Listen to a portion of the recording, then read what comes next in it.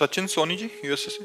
राधे राधे महाराज। राधे राधे महाराज जी। महाराज जी, आप कह रहे हैं कि आप और इनकी धर्मपत्नी दोनों अमेरिका में रहते हैं और एक कंपनी चलाते हैं वहाँ। महाराज जी, आज मैं जो भी हूँ वो अपने माता पिता के श्रम और त्याग से हूँ। महाराज जी कह रहे हैं कि आपका एक बेटा है, बट अभी इनको बहुत ज़्यादा घबराहट हो रही है कि माता पिता सास ससुर की सेवा का अवसर जब मिलेगा तो अपने बेटे की पढ़ाई को देखूं या उसके भविष्य को देखूं या माता पिता की सेवा करूं, माता और कैसे पिता की सेवा को भी देखना है और बेटे के भविष्य को भी देखना है। दोनों बातें अति आवश्यक हैं।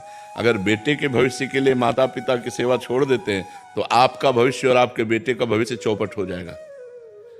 अगर माता पिता की सेवा कर रहे हैं और बेटे के भविष्य को छोड़ रहे हैं, वो ठीक नहीं, क्योंकि आपका कर्तव्य है, वो भी कर्तव्य है। जैसे आपके माता पिता ने आपको पुष्ट किया, ऐसे आपको चाहिए अपने पुत्र को पुष्ट करना। लेकिन जिन माता पिता ने आपको पुष्ट किया, उन माता पिता की वृद्धावस्था आने पर या सास ससुर की अवस्था आने पर हमको जरूर सेवा करनी चाहिए। अब ये आपको बैठालना है कि आपको माता पिता के पास रह करके बच्चे की सेवा करनी है या माता पिता को अपने पास रख करके बच्चे को पढ़ाना। ये आपको देखना पड़ेगा कि आपको सुविधा क्या पड़ती है, माता पिता को सुविधा क्या पड़ती है।